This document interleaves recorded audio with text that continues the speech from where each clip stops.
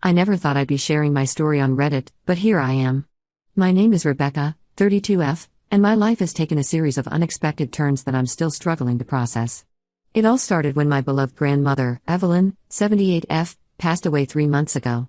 She wasn't just my grandmother, she was my rock, my confidant, and my best friend. Evelyn raised me after my parents died in a car accident when I was just 8 years old. She was a strong, independent woman who had built a successful real estate business from the ground up.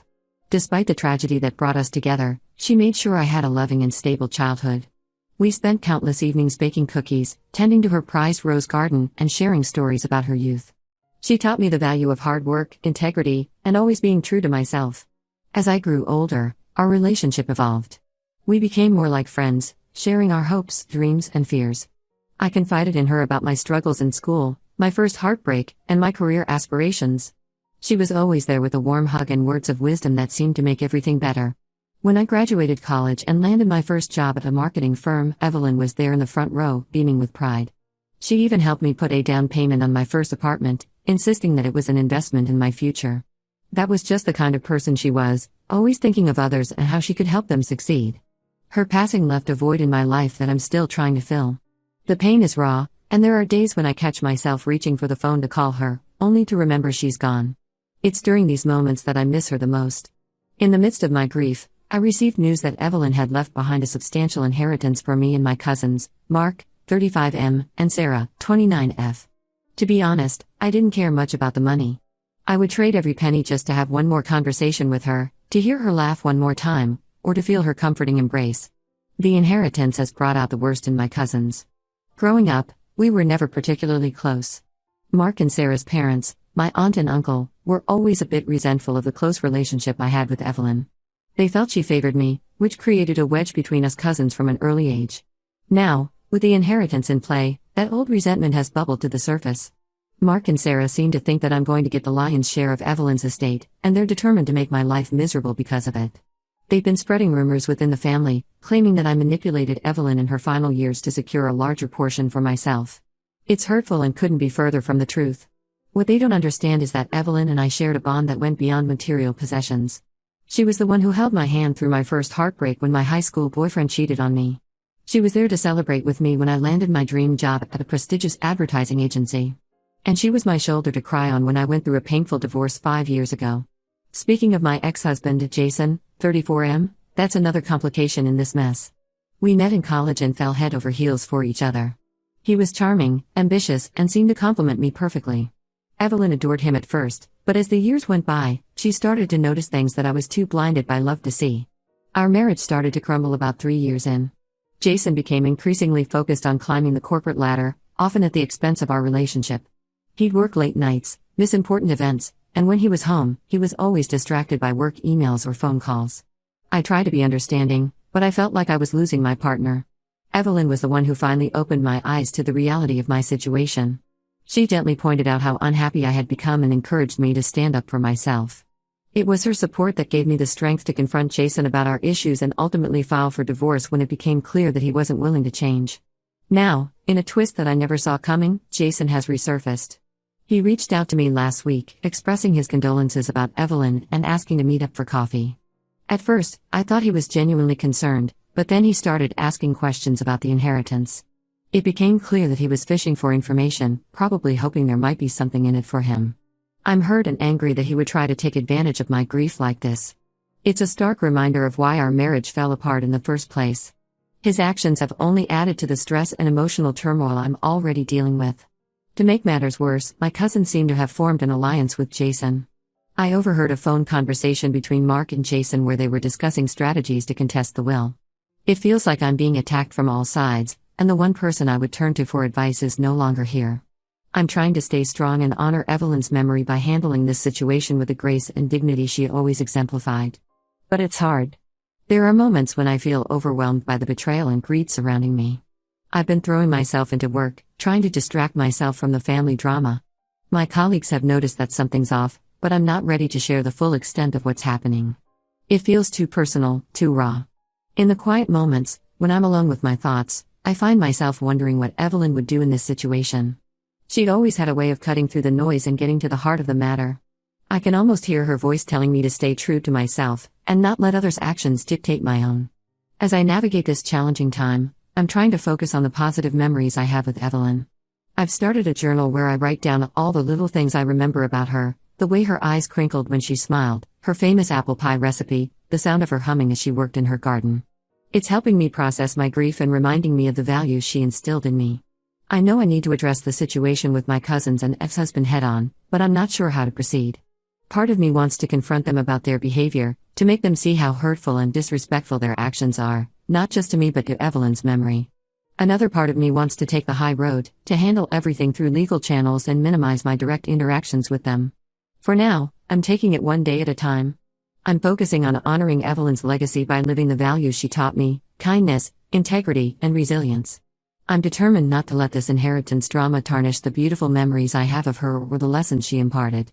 As I sit here, surrounded by photo albums and mementos of our time together, I can't help but feel a mix of sadness and gratitude. Sadness for the loss of such an incredible woman, and gratitude for having had her in my life for as long as I did. Whatever happens with the inheritance, I know that the real treasure is the love and wisdom Evelyn shared with me. That's something no one can take away. Update 1: It's been a month since my last post, and a lot has happened. I want to thank everyone who offered kind words and advice. Your support has been a bright spot during this challenging time. The situation with my cousins, Mark and Sarah, has escalated beyond anything I could have imagined. Last week, we had the official reading of Evelyn's will at her lawyer's office. As we all suspected, Evelyn left the majority of her estate to me, including control of her real estate business. She did leave substantial amounts to Mark and Sarah, but nowhere near what they were expecting. The moment the lawyer finished reading the will, chaos erupted. Sarah burst into tears, dramatically accusing me of manipulating Evelyn. Mark, red-faced with anger, started shouting about how unfair it was and threatened to contest the will. It was a scene straight out of a bad movie, and I felt embarrassed for them. What hurt the most wasn't their reaction to the inheritance, but the things they said about my relationship with Evelyn. They accused me of being a gold digger and claimed that I had isolated Evelyn from the rest of the family in her final years. Nothing could be further from the truth. Evelyn chose to spend time with me because we genuinely enjoyed each other's company. We had shared interests and values that went beyond family obligation. I tried to reason with them, reminding them of all the times Evelyn had been there for them too. I mentioned the lavish wedding gift she gave Sarah, and how she had helped Mark with a down payment on his house. But they were too blinded by greed and resentment to listen. The most shocking moment came when Sarah revealed that she and my ex-husband, Jason, had been secretly dating for the past 6 months. She spat it out like a weapon, clearly hoping to hurt me. And I'll admit, it did sting. Not because I still had feelings for Jason, but because of the betrayal from both of them. I took a deep breath, remembering Evelyn's advice about maintaining dignity in difficult situations. I calmly told them that I hoped they would be happy together, and that I wished them well. The look of disappointment on their faces when they realized their revelation hadn't had the desired effect was almost comical. After the reading, I retreated to Evelyn's house, now my house, to process everything that had happened. As I sat in her favorite armchair, surrounded by her belongings, I felt a wave of determination wash over me. I realized that I needed to step up and take control of the situation, just as Evelyn would have done. The next day, I called a family meeting. I invited Mark, Sarah, their parents, and even Jason. I wanted to clear the air and set some boundaries moving forward. To my surprise, they all showed up. I started by acknowledging their hurt and disappointment. I reminded them of the wonderful woman Evelyn was and how she would be devastated to see her family torn apart like this. Then, I laid out my plans for the future. I explained that I intended to honor Evelyn's wishes by taking over the real estate business. I offered Mark and Sarah positions in the company if they were interested, making it clear that they would need to earn their place just like any other employee. I also proposed setting up a family foundation in Evelyn's name, using a portion of the inheritance to support causes she cared about. Their reactions were mixed. My aunt and uncle seemed relieved that I was extending an olive branch. Mark remained skeptical but didn't outright reject the idea. Sarah and Jason, however, were unmoved. They accused me of trying to buy their loyalty and stormed out of the meeting. After everyone left, I felt a strange sense of peace. I had done what I could to mend fences, and now the ball was in their court. I knew Evelyn would be proud of how I handled the situation. The following week, I dove headfirst into learning about the real estate business. Evelyn had left detailed notes and instructions, and her longtime assistant, Martha, 55F, has been incredibly helpful in showing me the ropes. It's been challenging but rewarding work, and I feel closer to Evelyn as I follow in her footsteps. To my surprise, Mark reached out a few days ago. He apologized for his behavior at the will reading and expressed interest in the position I had offered. We're meeting next week to discuss the details. I'm cautiously optimistic about this development. Sarah and Jason, on the other hand, have been spreading malicious gossip about me and the family and on social media. It's hurtful, but I'm trying not to let it get to me. I've blocked them on all platforms and asked mutual friends not to relay their messages to me. As for the inheritance itself, I've decided to use a significant portion to set up a scholarship fund in Evelyn's name at the local community college. Education was always important to her, and I know this would make her happy. The first scholarships will be awarded next fall, and I'm excited to see the impact it will have on deserving students. There's still a long road ahead, but I feel like I'm finally starting to find my footing. Evelyn's strength and wisdom continue to guide me, and I'm determined to make her proud. I miss her every day, but I'm grateful for the legacy she left me, not just in terms of material wealth, but in the values and love she instilled in me. Update 2. It's been 3 months since my last update, and I wanted to share some significant developments in my situation. Life has a way of surprising us, and the past few months have certainly been full of unexpected twists and turns. First, the good news: Mark has been working at the real estate company for the past 2 months, and I'm pleased to say it's going better than I expected. There was some initial awkwardness, but we've managed to establish a professional relationship. He's shown a genuine interest in learning the business, and has even come up with some innovative ideas for expanding our market reach. It's not all smooth sailing, we still have our disagreements, but we're learning to communicate better and focus on our shared goal of honoring Evelyn's legacy. Now, for the more complicated part. Remember how Sarah and Jason had been dating? Well, that relationship imploded spectacularly. About a month ago, Sarah showed up at my door in tears. She confessed that Jason had only been using her to try and get information about the inheritance. Apparently, he thought she might have insider knowledge that could help him contest the will. I was torn between feeling vindicated and feeling sorry for Sarah. Despite our differences, she's still my cousin, and I could see how devastated she was. In a moment of compassion, or perhaps temporary insanity, I invited her in for a cup of tea. We ended up talking for hours, really talking, for the first time in years. Sarah opened up about her insecurities and jealousy towards me, stemming from childhood. She'd always felt like she was living in my shadow, especially when it came to Evelyn's affection. It was a breakthrough moment for both of us. While it didn't erase all the hurt of the past few months, it was a start towards rebuilding our relationship. As for Jason, his true colors have well and truly shown. He's been going around town, badmouthing me to anyone who will listen. He's even tried to contact some of the clients of the real estate business, spreading lies about the company's financial stability. Thankfully, most people see through his desperation, but it's still a headache I didn't need. On a brighter note, the scholarship fund I set up in Evelyn's name is already making a difference. We awarded the first round of scholarships last month, and meeting the recipients was incredibly moving. One young woman, in particular, reminded me so much of Evelyn with her determination and kindness. It felt like a sign that I'm on the right path. The Family Foundation is also up and running. We've partnered with a local animal shelter. Evelyn was always a huge animal lover and funded the construction of a new wing to house more rescued pets. Seeing Evelyn's name on the building brought tears to my eyes, but they were happy tears this time. Running the real estate business has been a steep learning curve, but I'm starting to find my groove. Martha, Evelyn's assistant, has been an absolute godsend. She's patient with my questions and always seems to know just what Evelyn would do in any given situation. We've even started having weekly lunch dates where she shares stories about Evelyn that I've never heard before. It's like getting little pieces of my grandmother back, one anecdote at a time.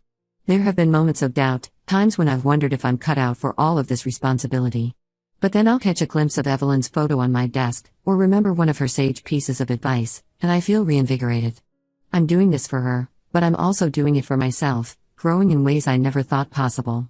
As for my personal life, I've been so focused on the business and family drama that dating hasn't even been on my radar. But last week, I bumped into an old friend from college, Alex, 33M, at a local coffee shop. We got to talking, and before I knew it, hours had passed. It was nice to connect with someone who knew me before all this inheritance drama, someone who sees me for who I am, not what I've inherited. We've made plans to meet up again next week, and I'm looking forward to it. Looking back on the past few months, I'm amazed at how much has changed. There's still tension with some family members, and Jason continues to be a thorn in my side, but overall, I feel like I'm finally finding my footing. Evelyn's legacy is more than just the material things she left behind, it's the strength and resilience she instilled in me. I'm determined to make her proud, not just by running the business successfully, but by living up to the values she taught me. Update 3. It's been 6 months since my last update, and I'm happy to report that things have continued to improve, although not without a few bumps along the way. The real estate business is thriving. Mark and I have found a good rhythm working together, and our different perspectives often lead to creative solutions. Last month, we closed a deal on a major commercial property that Evelyn had been pursuing for years. It felt like a sign that we were on the right track. Sarah has been making efforts to repair our relationship. She's been coming to family dinners and even volunteered to help with the scholarship fund. It's still a bit awkward at times, but I can see she's genuinely trying. Last week, she confided in me about a job opportunity she's considering in another city. I was surprised to find myself feeling a little sad at the thought of her moving away. We've come a long way from where we were a year ago. Jason finally backed off after I had my lawyer send him a cease and desist letter. I haven't heard from him in months, and honestly, it's a relief. I hope he's moved on and found some peace.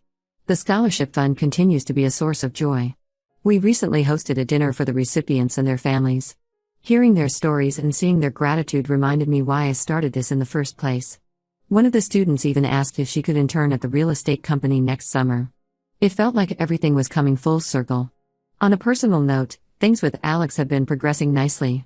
We've been dating for a few months now, and it's refreshing to be with someone who knew me before all this inheritance drama.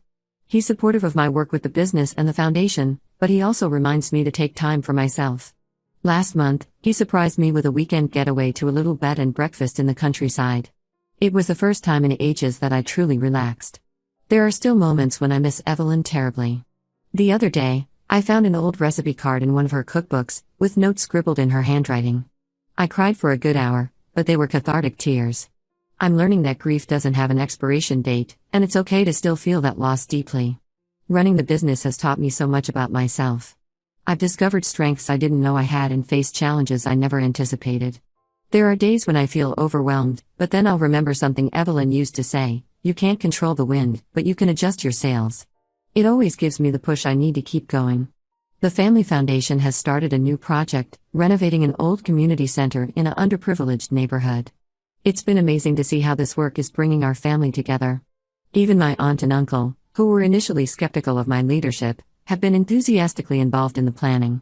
As I reflect on everything that's happened since Evelyn passed, I'm filled with a mix of emotions. There's still sadness, of course, but also gratitude, pride, and hope. I'm grateful for the legacy Evelyn left me, proud of how I've handled the challenges thrown my way, and hopeful for the future. I know there will be more obstacles ahead.